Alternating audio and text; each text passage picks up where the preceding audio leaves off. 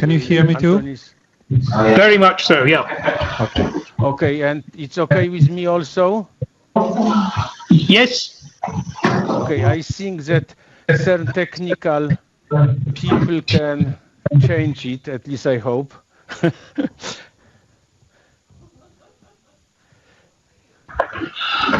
So Okay, we are ready. You can start whenever you want.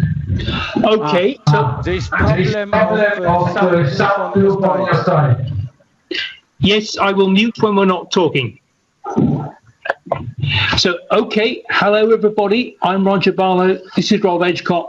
We're at the University of Huddersfield, and this evening we're talking with the LHCb control room, and the tall, handsome guy on the left is Antonis, and the short, bearded, handsome guy on the right is Bilek, and they're going to tell you what we're muted now, by the way, so they didn't hear me say that.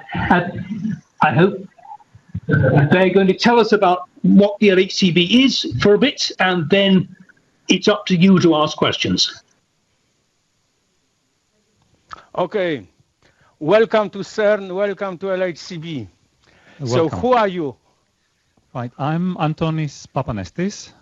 By my name, you can probably tell that I'm Greek, but I'm normally based in the UK. I work for Rutherford Appleton Laboratory, which is a little bit south of Oxford.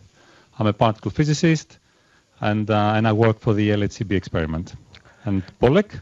I am also a particle physicist. I am Bolek Pietrzyk, and as my name shows, I'm originally from Poland, but as Antonis, I'm not working in Poland. I'm working for a French laboratory, ANSI, which is 50 kilometers from Geneva and CERN.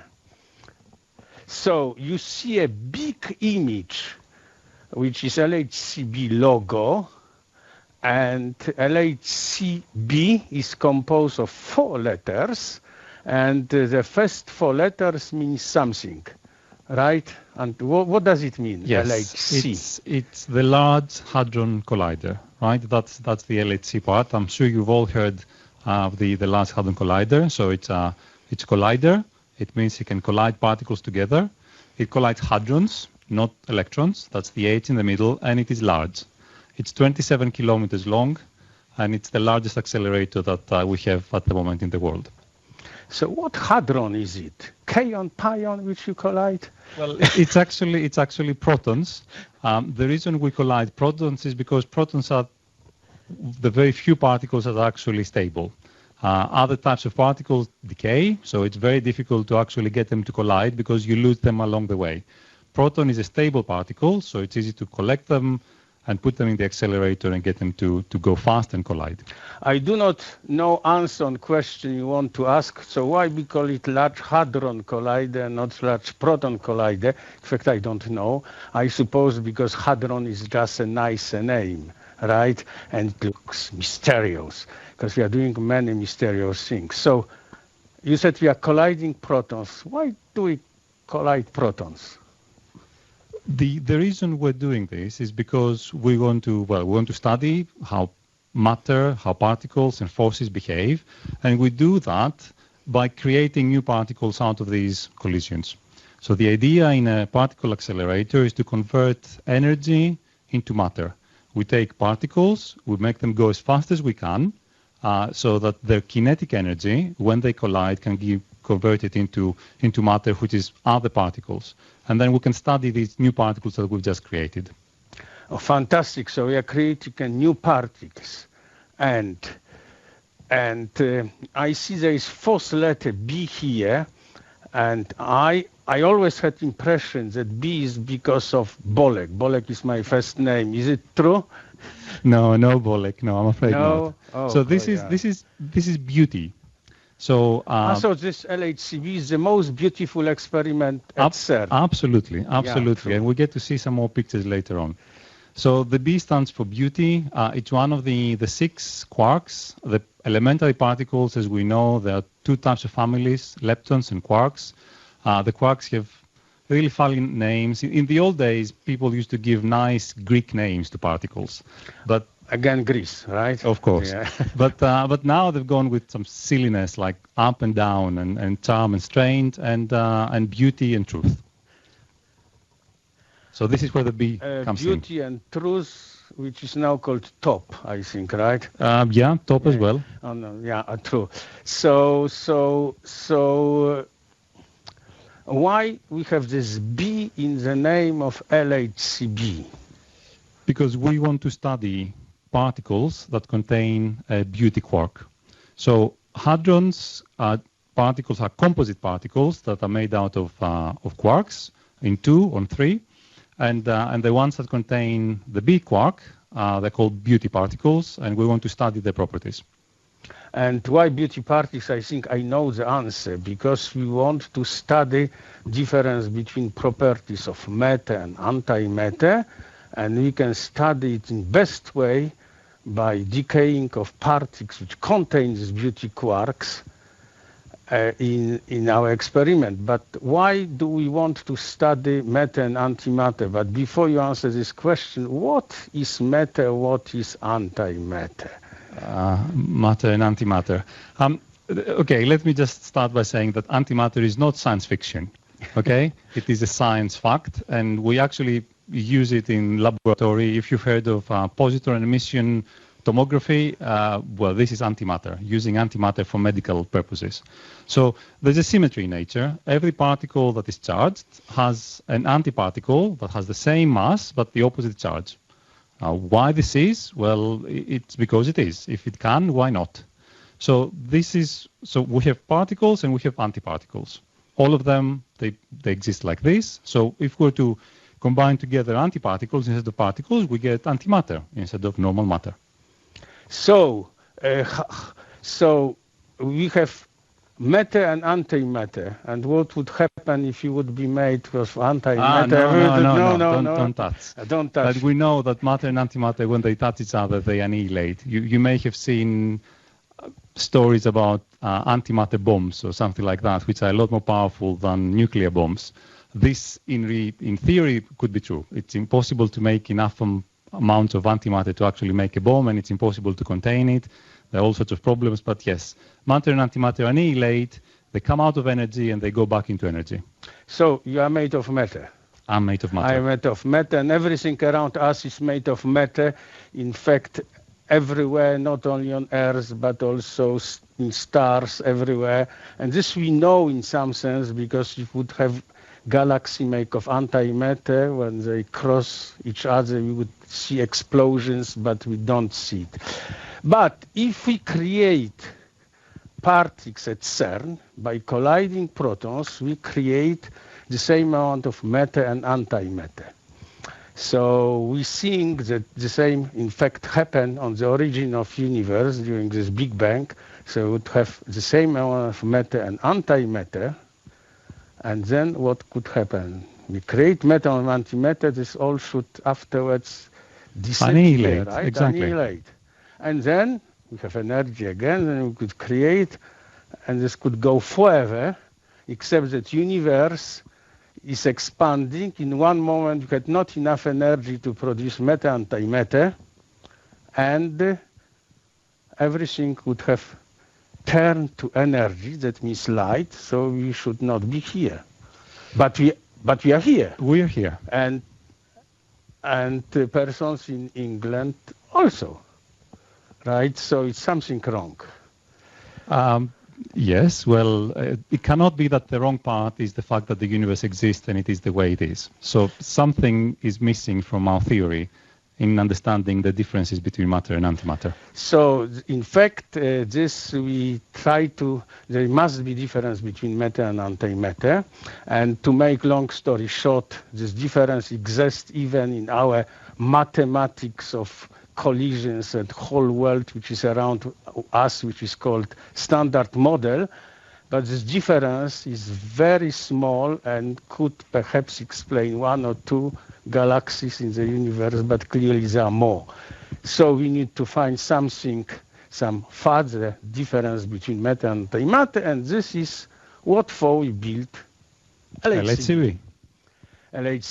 So LHCb tries to find differences between matter and antimatter. This could be related also to so-called new physics, so we are looking also for this. And LHCb is very special And this is somehow described on this LHCb logo. What do we see here? It's LHCb, and then it looks like a mirror image, right? Yeah, a mirror image so that we move from the world of matter to the world of antimatter. And then it's written CB becomes CP. Right? Because we also need to change all the charges, so we need to do charge and parity together. And so this explains us antimatter, right? Matter up, antimatter. We called it this barbarian name CP violation, but basically it means difference between properties of matter and antimatter. And if CP would be perfect, then we would have not this difference. Due to this, we call it violated. And we have this red bar here. So it's one of most genius logo ever made for. So everything you want to know about LHCb experiment is already in the logo. Exactly. So now. Yeah, it's okay. Okay. I'm not used that there is some delay between changes. So this is what is you could see if you would go 100 meters below this point, but we cannot because protons are colliding there. And you see here LHCb experiment, and it's very different to all other experiments at LHC, which have other names like CMS, Atlas, Alice. Right? What is different here? Normally in the other experiments, the collisions happen right in the middle of the experiment, and the experiment is made in such a way as to completely enclose the collision point. But LHCb is different because the way we want to study these beauty particles, we have to go along the beamline. We have to stay close to the beamline and not go to very high angles. So collision point is here somewhere. It's not well seen. We'll see it maybe at the next. Shall we move on to the next image? Yeah, so first... Next image shows one of biggest lies which you hear from time to time, which is at LHC there are two big experiments and two small experiments, and one of these two small experiments is LHCb. So here we compare with the same scale CMS experiment and LHCb experiment, and we see very nice features of it. First of all, if we move collision point is the middle of the CMS experiment. If we move LHCb across CMS, we find that they have about the same size, right? By the way, Atlas is twice bigger in all dimensions, so you go from edge of LHCb all around and you have Atlas. C in CMS means compact. Now you see what Anthony said before, that CMS is looking for all events around interaction points and LHCb is looking in forward direction. Why we are looking at forward direction? We don't care about everything else? Well, it just as happens, the particles we're interested in, when they're created, they stay at low angles. They stay close to the beam pipe. So beauty particles are produced in forward region? Yeah, in backward as well. Oh, it's worse. Yes, it's just that there wasn't enough room to build another arm on the other side of the experiment. Just because we used a cavern which existed before for another collider, which was called LEP, and we could fit only one half. Of course, we know that other half we would see the same. Exactly the same. Exactly the same. So now I show another picture. So now we overlay over image of LHCb, LHCb detector, and what could we say about this? Well, you can get an idea how the experiment gets bigger and bigger, and you can see that what you could see in the image is a number of different subdetector systems, a number of layers. Because what we actually do in all particle physics experiments, in order to understand what is going on, is build up a series of detectors so that as the particles go through, and maybe we can move to the next image. Yeah. Exactly. So when the particles go through, they leave behind some kind of information. And we build different types of subdetectors, different types of detectors to get different kinds of information from the particles so that eventually we can do an event reconstruction. An event has happened, something has gone on, and then we try and collect all the relevant information in order to then put it all together and understand exactly what happened. So particles pass through different detectors, leave information. In some of them, which are called tracking detectors, we measure points where they pass. We don't see these lines which are here, which afterwards reconstructed by the computer. We only see points where particles pass. There is some region which is showed here, where we have so-called magnetic field. And in magnetic field, charged particles tracks are curved. And in this way, we measure what we call momentum of particles, which depends on mass and speed.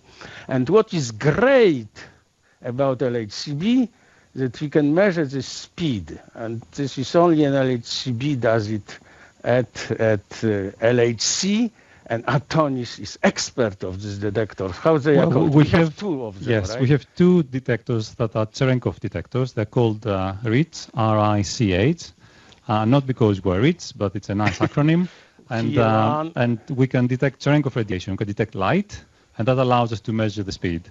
Now, what is also significant about these detectors, apart from the fact that they're a little bit unique at the LHC, is they're made mainly by UK institutes. So Rutherford Lab had a significant contribution, Imperial College and a number of other, Oxford and Cambridge and a lot of other institutes as well. Now this point I showed this, we have two RIC detectors. One is here, second is here, and behind we have something which we call calorimeters. The particles are losing energy, and we measure this energy in this way. And afterwards, basically, after this region, everything is absorbed except of particles which are called muons, which are heavy electrons. You see two tracks here passing through them. And another type of particles which we call neutrinos, which can cross whole Earth without interactions.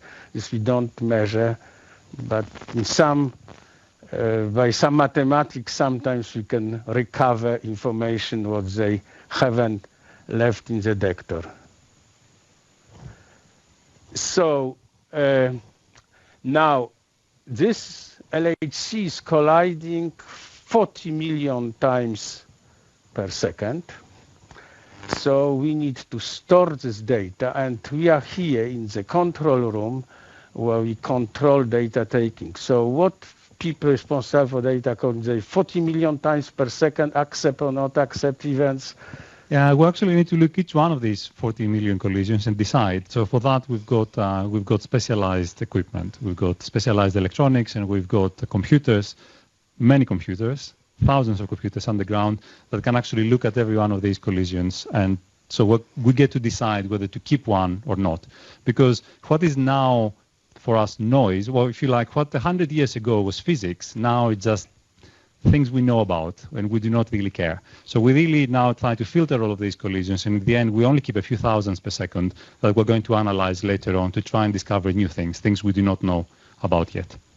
So we have sophisticated equipment here, and behind us you see persons which take care of data taking. There are only two, and they control data taking. And in fact, everything is automatic because they cannot just decide 40 million times a second what will happen. But of course, they have to control what is happening. But Bolek, shall we see whether there are any questions already in the audience that we could answer right now? True. So, questions. We have a roving microphone which I can throw around.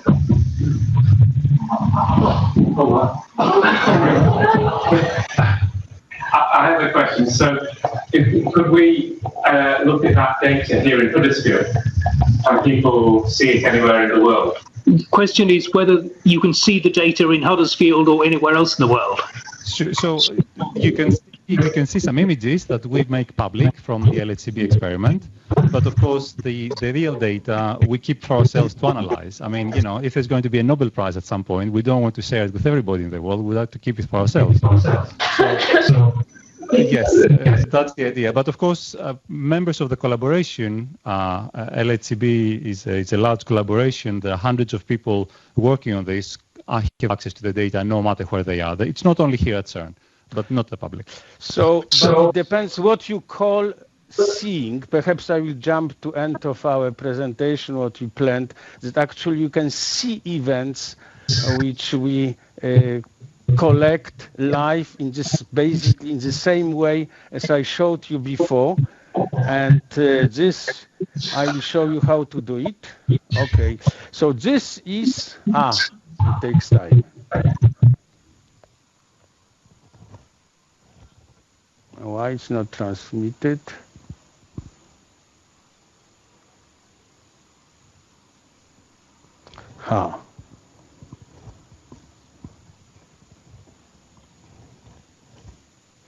No, we are trying to show you our public webpage where you can actually see a number of links towards our event display and some of these events. It seems that it's fixed. What? Okay.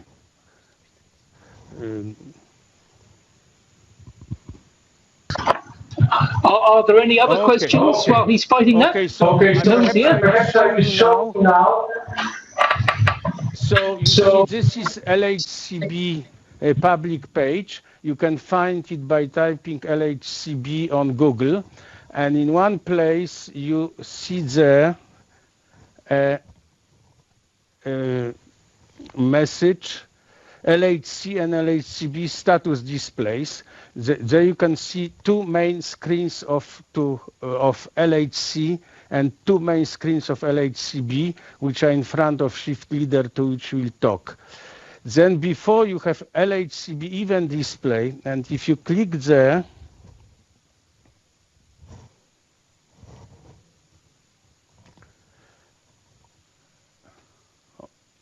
you see LHCb event, which has event particle identification. So different colors shows you different particles which have these funny names, kaons, pions, and so on.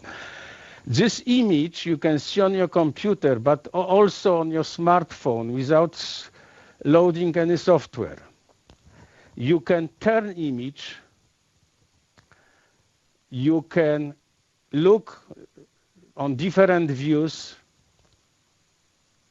and also you can make zoom on a region where proton collisions. So this you can see live. But what Antonis mentioned, that you have no access to precise numbers related to all these tracks and make analysis which will give you Nobel Prize. But we want to get it before you. Okay.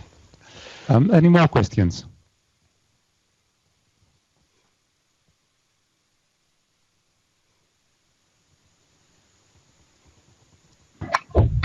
Yes, we have another question. Can you tell me what's actually happening on that diagram? Because it looks very interesting. Can you explain what's happening in the picture? What is happening in picture? No. So what we see display are particle tracks. These are charged particles that have gone through our detectors, and as they go through, they ionize the material a little bit, and they just leave behind the dot. So if you put enough of these layers that you see here, then you can join the dots and you can make tracks. And the reason the tracks... That means computer program does it. Yes, it's not easy to find the correct dots in order to join them together. As you can see, there are many particles going through, leaving a lot of information behind. And in this way, and they're curved because there's a magnet in the middle that forces the particles to turn. And by measuring the curvature of these lines, we can estimate the momentum. Lines that go straight go very fast, high momentum. Lines that turn a lot, lower momentum.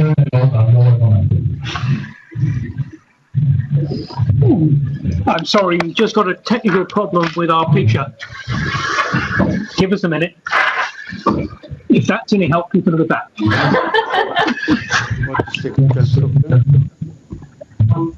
Our projector has stopped working. It's our end. The video stuff is fine. Oh, But you can hear us? We can hear you. Okay, so perhaps it's time to interview our shift leader and data manager. I'm sure it is. So let's go to. Okay. Yeah. I will. We'll go rotate cameras so that you can see it from the other side right now.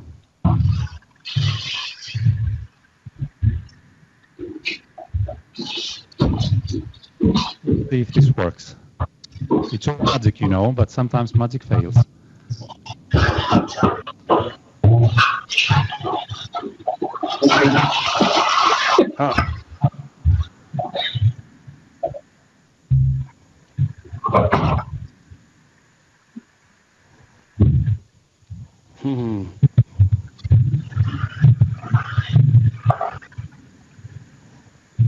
Okay, I'll put it back, by the way. Right. Yeah, okay. So, hello. Hello. We're now looking at the same room but from the other end, which is confusing. So now you can see exactly. You can now see me. I'm in the same room.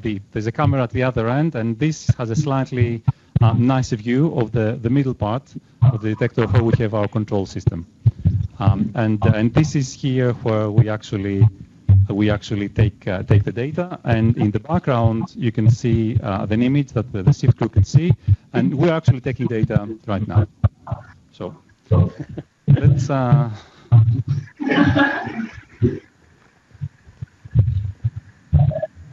If we, Johnny, you're live on air, connecting to this way.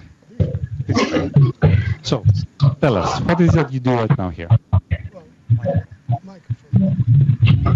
Well, as you can see now, as you can see, we have a full set of screens, and at the moment we are taking data, and my job is to monitor the flux of the data that goes from the experimental detectors to our storing devices. So now everything works correctly. At the moment now is working fine, as you can see from this is the no, major... they cannot see this picture. Okay, but anyways, everything is green, which means everything is working. Yeah. And what do you do if something goes wrong? You stop experiment, you stop LHC, and you just take a screwdriver and you repair it? Okay, that depends on what goes wrong. We have all kinds of recipes to follow in case of particular faults of the data acquisition. If the fault is particularly difficult to solve, then I have a big list of people that are on call that I can reach by telephone, and they will either remotely try to fix the problem, or eventually they could come here to fix the problem. So that's essentially what one can do in case of problems. And they do it day and night. Yeah, we work 24 holidays hours a day, and there are people on call on the 24 hours. Okay, so this sounds great. Where are you from? Well, I'm from Bologna, University of Bologna. And you are Italian.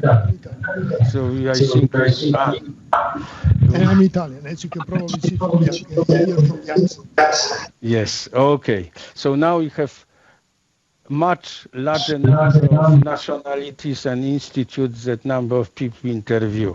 So you are responsible for data taking, also for security and everything. So it's very important task. And there is another person here, and you are responsible for checking quality of data. And where are you from? Originally, I'm from Germany, and I've done my PhD at the University of Manchester. Manchester? Yes. So I think it's close to you. Yeah, it's not too far away from Huddersfield, actually. Yeah. Fantastic. Yeah, but now I'm doing my first postdoc back in Germany. So I understand. So you are studying in Manchester. You are now back in Germany. Back in Germany, in Dortmund. Dortmund. So you must love football. I'm actually not that into football. Manchester, Dortmund, not liking football, but you like physics. This is I more do like important. physics, yes. So what are you doing? So I'm not only, as you already mentioned, checking the quality of the data, I'm also looking if there... You cannot be seen, so you need I to move a cannot little be bit. seen. No, you cannot be seen. You need to move closer to the image. That's it. The camera is over there, right? Okay, sorry. I'm not only monitoring the data quality, I'm also looking if there are any errors coming from the detector parts. So we're checking if every single detector part is working as it's supposed to be. And if not? If not, as Giovanni said, we have recipes to follow. So, for example, we need to change the data taking period, to stop it for a little while and then just start immediately again. Or That we means need to so you look for data for different periods. You see if this error was there before or not. And then if it was there before, then it is documented how to solve it, and then we can go back. And if we can't solve the problem with the regular recipes we have, we just call a person. And this expert will then help us to solve the problem. From home, or this person needs to come here? So usually they can solve it from the office, from home, wherever they are, because if the problem occurs past midnight, most people are already asleep. So sometimes we have to wake people up. But if it's a bad problem and something urgent, they have to come here to the control room to fix it. And if, for example, electronic cards breaks, what do they do? Then somebody has to go down and repair it. But can you go to the LHC tunnel? No, you can't. So the LHCb experiment is not accessible if there's proton beam and we're taking data. So sometimes there's a beam dump, which means that the proton beam is being dumped into a huge granite target, and then there's no beam anymore for a little bit, and then people can go down, for example.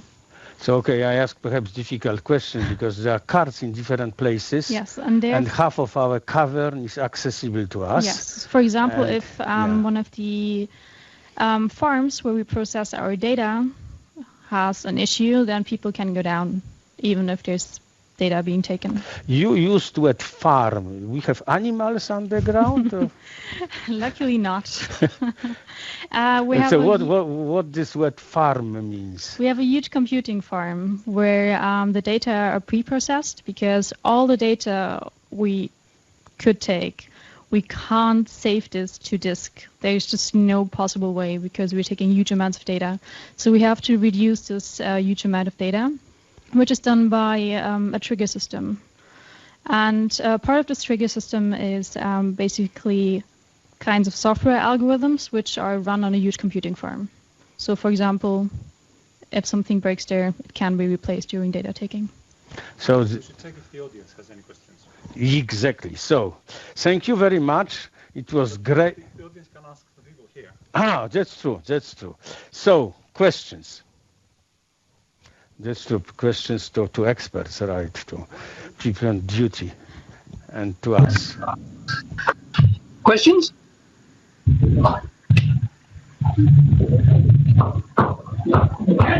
Okay, it's a little bit tricky now with the camera on that side. In order for us to see you, we have to turn our heads the other way. Yeah. But okay. Okay, we'll try to manage. This is this mirror image. It's like LHCb problem, right?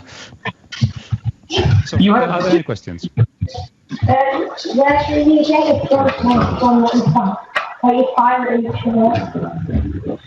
the question is, where do you get the protons from that you fire at each other? Okay. What was the question? Where do we get the protons from? We'll let Sophie answer. Okay, so at the beginning, there's a plain hydrogen bottle, which you can buy in your local home construction store. And from this hydrogen bottle, which is basically protons and electrons, we get rid of the electrons, keep the protons, and then we pre-accelerate them in different stages.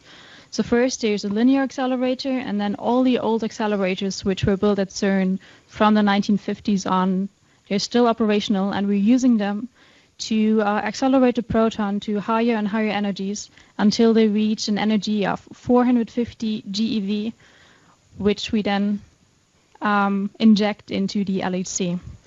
And in the LHC, we bring them to their collision energy of 6.5 TeV. Per beam. Per beam, yes, before we collide the proton beams in the experiments. So fantastic. So probably worked in accelerator before being able to explain so in detail. Fantastic, right. So, so another question. Before we take another question, maybe I should point out here that, of course, we share the protons. All the experiments share the same protons, right? There's one accelerator, the protons go round and round. So if there is an issue or anything like that, we cannot stop because the other experiments want to keep going and they want to take data.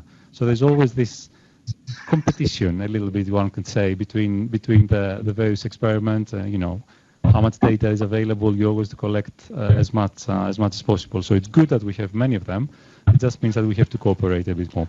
Yeah, and that's true. This is program of LHCs discussed on different meetings, and from time to time, this is very rare experiment. One experiment just cannot run because they need to enter near the detector and prepare things, and they gently ask for permission of other experiments and all coordinators, and normally they get it. More questions? Yes, we have another question. How does your experiment help to understand the imbalance of antimatter and matter? How does your experiment help to understand the imbalance of matter and antimatter? Can you repeat, please? How we understand the imbalance between matter and antimatter, right? From the results of the LHCb experiment, yes. What does it tell us about the matter-antimatter asymmetry? Good question. Okay. A little bit of excitement there. Is everything okay? Okay. So, shall you answer? Go ahead, Bolek. You answer.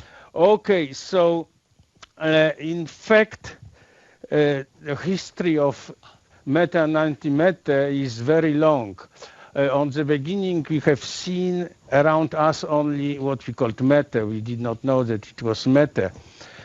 Up to the moment where we created quantum mechanics, and one person make equation of quantum mechanics, Paul Dirac, and he found perfect symmetry instances between matter and antimatter. And then physicists were convinced that this is the case, except that they haven't seen antimatter when this equation came from. So the original interpretation was that we have particles with negative energy, which was absolutely impossible because the whole world would disappear in a fraction of a second. So this crisis of physics we had many times until first antimatter particle, positron, was found in cosmic rays. Then everybody said, perfect, we have this symmetry, matter-antimatter behaves in the same way, up to year 64, I think, right, when experimentalists found that matter and antimatter have different properties. And this was shock to everybody, and absolutely impossible to explain by mathematics. On the beginning of 70s, two theorists, Japanese theorists, predicted that so-called standard model, which I'm not even sure that it was called standard model in the time, mathematics which we use, can explain different properties of matter and antimatter on condition that there are at least 6 quarks. This was incredible in some sense because in that time we knew only 3 quarks. And even I'm not sure, I think even people are not convinced that they really exist. And then other quarks were found, and experiments with beauty quarks first showed that they were mathematically right. So there's only one parameter in standard model which describes this balance. We measure it in many decays, in many ways, because value of this parameter standard model does not predict. And we And there are two possibilities. Either measurements give the same parameter or different parameter. If they give the same parameter, standard model explains what we measure at LHC and other experiment. If we find different values, that means that standard model is not correct, there is something else, what we all dream for. Unfortunately, up to now, these first experiments which were made in USA, in Japan, showed some ideas of this parameter. LHCb is measuring it extremely precisely, and it's still the same. So we have perfect standard model which describes all collisions we have in our collider, but it does not describe world around us, that means this milliards of galaxies around. So we are in a little bit funny situation. We have big success, but we know that it's not absolutely full. By the way, the measurements themselves are reasonably straightforward. It's mostly about counting how many particles decay in a particular way and how many of the antiparticles decay in the same way. The difficulty is, of course, to identify them and make sure that what you're actually looking is exactly what you think that it is. And for this, it's very important to identify particles which are called kaon-pions, which Antonis is expert, and in this LHCb is fantastic.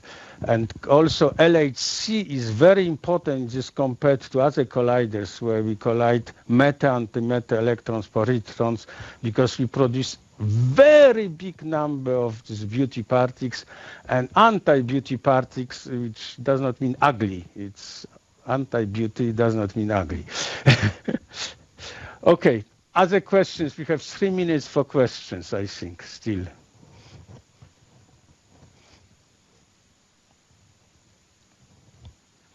It's fantastic, your rectangular... We love this microphone. Yeah, the microphone. This we need, CERN needs to introduce this feature also. We cannot hear you. Right, it's something... Okay, try it. Okay, so you're waiting for the collisions and decay products to happen by chance. How long will you need to find what you're looking for and to know you have an answer? Can you repeat, please? So the question was, we are waiting to see the collisions happen by chance. We cannot force them to actually do what we want them to, right? Whenever we want to study some of these particles, we have to wait until chance will create them. It is true. And how long will it take? How long will it take, Polek, for LHCb to produce results? What do you mean produce results? Well, find something new. I don't know. That means they have Nobel Prize result. Okay, this depends on nature.